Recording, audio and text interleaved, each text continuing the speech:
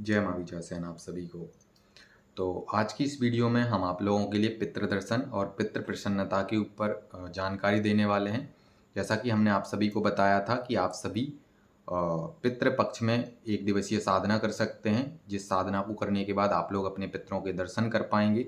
जो जिसकी जितनी पात्रता होगी उस पात्रता के अनुसार अपने पितरों के वो लोग दर्शन कर लेंगे। जिनकी पात्रता स्वप्न के माध्यम से उनके दर्शन करने की होगी तो स्वप्न के माध्यम से आपको पितरों के दर्शन हो जाएंगे। जिनकी क्षमता अधिक मात्रा में होगी तो उनके लिए खुली आंखों से ऊर्जा स्वरूप या छाया स्वरूप में आपके पितर आपको दिख सकते हैं, या फिर जिनका त्रिनेत्र जागृत होगा तो उनके पितर उनको ध्यान के माध्यम से या खुली आंखों से भी दिखाई देंगे, जिससे कि आप उनसे वार्ता कर सकते हैं। ठीक है, तो अब हम आप सभी को साधना का विधान बता देते हैं, कैसे कैसे आप सभी को इस साधना को करना है। तो पितृपक्ष में किसी भी दिन इस साधना को आपको रात्रिकालीन 10 बजे से इस साधना को प्रारंभ करना है और 3 बजे से पहले पहले आपकी साधना को आपको संपन्न कर लेना है। ठीक है, इस बात का ध्यान रखना। और जिस कक्ष में जो आप ये साधना करेंगे उस कक्ष में आपके अलावा कोई अन्य व्यक्ति नहीं होना चाहिए, अन्यथा आपकी साधना विफल हो जाएगी, सफल नहीं होगी।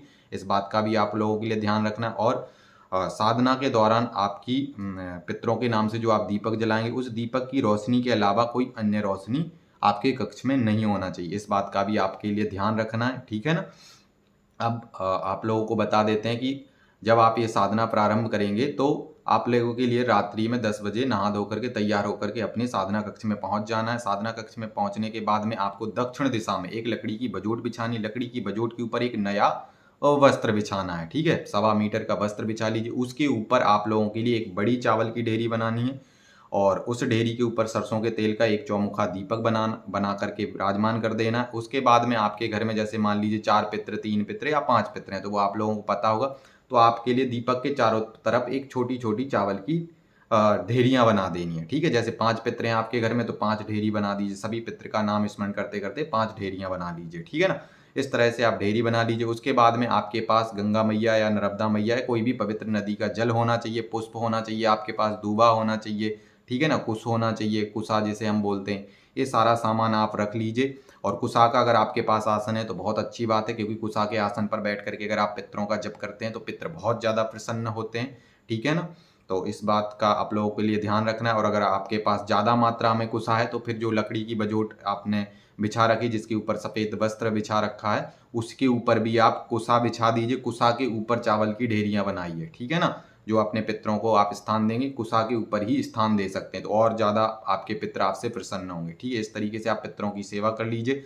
उसके बाद में आपके लिए भी इस साधना के दौरान सफ़ेद वस्त्र धारण करना अनिवार्य है। ठीक है, उसके बाद में जैसा कि हमने बताया कि पितरों के नाम से आपको चौमुखा दीपक जलाना है, तो चौमुखा दीपक जला दीजिए अपने पितरों के नाम से। और आप लोगों के लिए फिर पितरों का आह्वान करना है। तो पितरों का आह्वान इस तरह से करना है कि आपके लिए सर्वप्रथम श्री हरि विष्णु भगवान से प्रार्थना लगानी। हे श्री हरि विष्णु भगवान, हे नारायण, हे लक्ष्मीपति, हम आपके श्री चरणों में प्रणाम करते हैं। हम आपसे प्रार्थना करते हैं कि हमारे पितृ इस संसार में जहाँ पर भी जिस भी स्थिति अवस्था में आप कृपा करके हमारे पितरों का आह्वान करने में हमारा सहयोग करें। तो श्री हरि विष्णु भगवान को याद करें, उनसे प्रार्थना करें। जिस तरह से हमने बताई इस तरीके से प्रार्थना कर दीजिए। उसके बाद में अपने पितरों का आह्वान करें कि हे हमारे घर के कुल कुटुंब के जितने भी पूर्वज पितृ देवी देवता, जो पूर्वज अज्ञात हैं, जिनको हम नहीं जानते, जिनको जानते हैं, उन सबका हम आह्वान करते हैं। हे पितृ देवी देवता, जो भी हमने आप सभी के नाम से ये जो चौमुखा दीपक जलाया, इस दीपक को आकर के आप सभी स्वीकार करें। जो पितृ हमारे इतने योग्य हैं, पात्र हैं, जो दीपक की ज्योत पर आकर के विराजमान हो सकते हैं, तो वो दीपक की ज्योत पर आकर के विराजमान हो जाएं। और जो पितृ योग्य नहीं है इतने, तो जिनके नाम से हमने ये चावल की ढेरी बनाई है वो वहाँ पर ढेरी पर आकर के विराजमान हो जाएं। और जिनके नाम से ढेरी अगर नहीं भी बनी है तो वो लोग लकड़ी की बजोट पर आकर के विराजमान हो जाएं। ऐसा आप लोग पितरों से आह्वान करते हुए प्रार्थना करें। फिर उसके बाद में जब आप आह्वान कर देंगे इस तरह से, फिर आपको पितरों की सेवा करनी है। पितरों की सेवा किस तरह से करनी है? सर्वप्रथम तो आपके पास जो गंगा मैया, नर्मदा मैया है, जो भी पवित्र नदी का जल है, तो इस उंगली से आपको सर्वप्रथम अपने पितरों को स्नान कराना है। ठीक है ना। अब स्नान कैसे कराना है?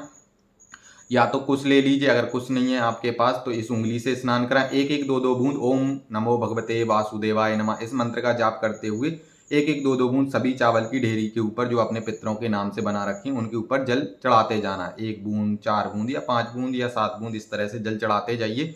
और उसके बाद में पूरी लकड़ी के बजूट के ऊपर अगर आपके पास कुश है तो कुश से जल छिड़क सकते हैं। अगर कुछ नहीं है तो आप पुष्प से भी जल छिड़क सकते हैं गंगा मैया का, ठीक है। ओम नमो भगवते वासुदेवाय नमः इस मंत्र का जप करते हुए, और श्री हरि विष्णु भगवान से और जो पवित्र नदी है जैसे गंगा मैया, तो उनसे प्रार्थना करें कि जो भी हम जल के माध्यम से आपके हमारे पितरों को स्नान करा रहे हैं, तो हमारे सभी पितृ शुद्ध अवस्था में हो जाएं और सभी पितृ इस जल के माध्यम से स्नान करने, ऐसा भी आप प्रार्थना करें, ठीक है, विष्णु भगवान से और गंगा मैया। इस तरह से करने से आपके पितृ सभी स्नान कर लेंगे। उसके बाद थोड़ी सी हल्दी लेकर के हल्दी अपने पितरों के लिए चढ़ा दीजिए सभी चावल की ढेरी के ऊपर, और सभी पितरों का तिलक कर दीजिए, उनसे प्रार्थना करिए इस तिलक को स्वीकार करें। इस तरह से सेवा कर दीजिए। उसके बाद थोड़े जो आपके पास पुष्प हैं, गुलाब के या कोई अन्य पुष्प हैं आपके पास, वो सारे पुष्प सभी चावल की ढेरियों के ऊपर चढ़ा दीजिए और दीपक के चारों तरफ भी चढ़ा दीजिए। और अगर आपके पास सुगंधित सा इत्र है अगर कोई, तो इत्र भी आप छिड़क दीजिए चारों तरफ। इस तरह से आप पितरों की सेवा कर लीजिए। दूध की मिठाई का भोग लगा सकते हैं या चावल की खीर का भी आप अपने पितरों के लिए भोग लगा सकते हैं। इस तरह से पितरों की सेवा कर दीजिए।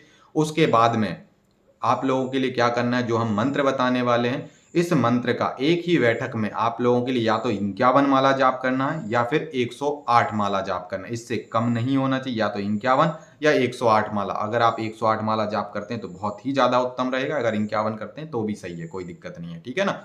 तो आपके लिए जो मंत्र है वो मंत्र बता देते हैं हम आप सभी को। ओम सर्वेभ्यो पितृदेवी देवताभ्यो नमः इस मंत्र का आपके लिए जप करना। एक बार फिर से मंत्र बता देते हैं। ओम सर्वेभ्यो पितृदेवी देवताभ्यो नमः इस मंत्र का आप लोगों के लिए जाप करना है।